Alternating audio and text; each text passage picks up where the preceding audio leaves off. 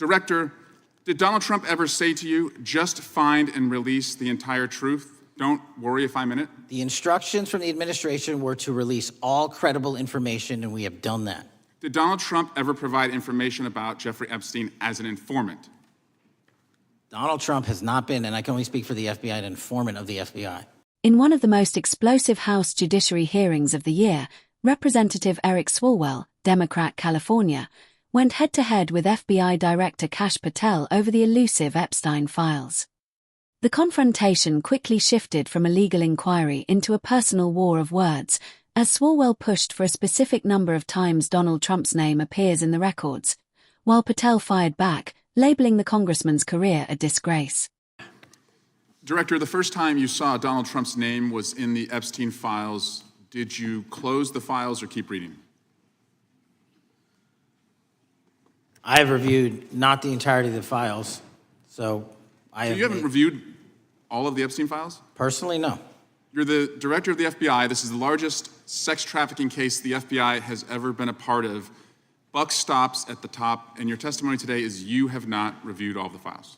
What I've been doing is been busy providing the safest country this country has seen in modern U.S. history in historic speed, because the men and women of the FBI are given the resources to reduce the homicide rate, to reduce the drug trafficking rate, to reduce the amount of children that are being trafficked and the number of pedophiles. It sounds like those children being trafficked would appreciate the director reviewing the files. You said you don't know the number of times Trump's name appears in the files, so it could at least be 1,000 times. Is that right? The number is a total misleading factor. We have not released anyone's name in the Epstein files that has not been credible. Director, could it at least be 1,000 times? We have released every piece of legally permissible information. Okay, you can characterize the numbers however you want it. Reclaiming my time, Director. It sounds like if you don't know the number, it could at least be 1,000 times. It's not. It's not. Is it at least 500 times? No. Is it at least 100 times? No. Then what's the number? I don't know the number, but it's not that. Do you think it might be your job to know the number?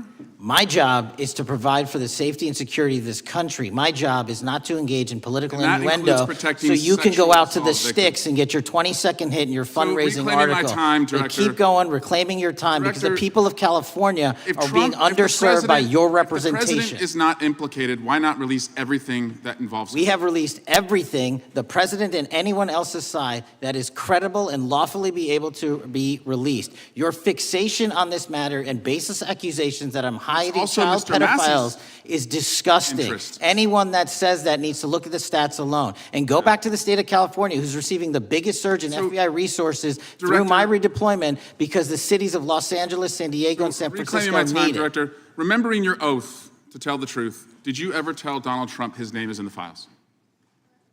I have never spoken to President Trump about the Epstein files.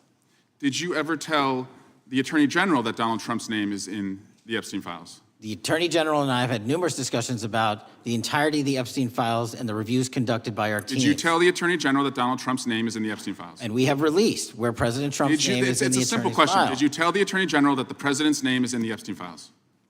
During many conversations that the Attorney General and I have had on the matter of Epstein, we have reviewed. The question is simple. Who did you tell the Attorney General that Donald Trump's name is in theEpstein files? Yes or no? Why don't you try spelling it out? Yes if you're gonna mock or no, Director? Use the alphabet. Yes or no? No? A, B, C, Director, D, E, F? it sounds like you don't want to tell us. Did you tell the Attorney General that Donald Trump's name was in the Epstein files? Why don't you try serving your constituency by focusing on reducing violent crime in this country and the number of pedophiles that are illegally harbored in your sanctuary cities in California? I'll work with you on that. Regular order, Mr. Chairman. I'm the gentleman from California. Did you tell the Attorney General that Donald Trump's name is in the Epstein files? The question has been asked and answered. You have not answered it, and we will take your evasiveness as a consciousness of guilt.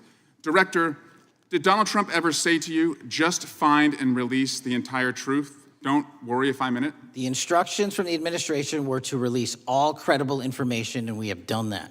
Did Donald Trump ever provide information about Jeffrey Epstein as an informant? Donald Trump has not been, and I can only speak for the FBI, an informant of the FBI. So, Director, you've played this cute shell game where you say you can't release everything because the court has said that it legally is not allowed to be released, but the court calls bullshit. Judge Richard Berman said that when you went to the court, quote, information contained in the Epstein grand jury transcripts pales in comparison to Epstein investigation information and materials in the hands of the Department of Justice. So let's move on, Director. You wrote a book called Government Gangsters. You identified 20 individuals in that book. You put me on that list, at the top of the list. Thank you. My children find it flattering. 20 of those individuals have been investigated or have had adverse actions. Director, considering that you have identified these people as, quote, government gangsters, will you recuse yourself from making any investigation decisions about these individuals? Anyone that has been terminated at the FBI has been done so the because question they failed again, to meet the muster in their Director, constitutional I will obligation. work on the audio-visual capabilities. I'm going to borrow your terminology and call bullshit on your entire career in Congress. I'm reclaiming my time, It has been Director. a disgrace to the American Director, I'm people. reclaiming my time. You can reclaim your time all you want. Mr. Chairman, you're going to allow a witness to speak this way? Mr. Chairman, would you give... Recuse yourself, Director. The gentleman has no time Mr. to... Chairman, would you admonish the witness not to insult members? The gentleman has no time. Mr. Chairman, the just committee will remember. Quick point of order. Could the gentleman be extended an additional 20 seconds to complete his thoughts, since the witness decided to interrupt him continuously? And the witness will be able to respond if he wants. We'll make sure he has time to do that. My question is, continue. will you, Director, recuse yourself, yes or no, from investigating or making decisions about the 60 individuals, including myself, that you identified as government gangsters? Yes or no? Time of the gentleman has expired. The witness may respond if he would like. And the answer was no, as I heard. Correct. Okay.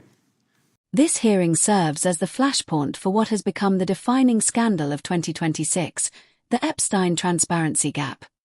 Representative Swalwell's aggressive line of questioning, asking if Trump's name appears 100, 500, or 1,000 times, is designed to highlight what Democrats call a selective release of information.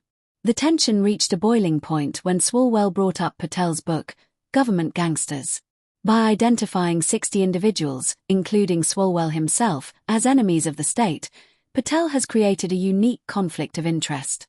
Swalwell's demand for Patel to recuse himself from investigations into people listed in his own book reflects a broader fear in Washington that the FBI is being used as a tool for personal and political vengeance.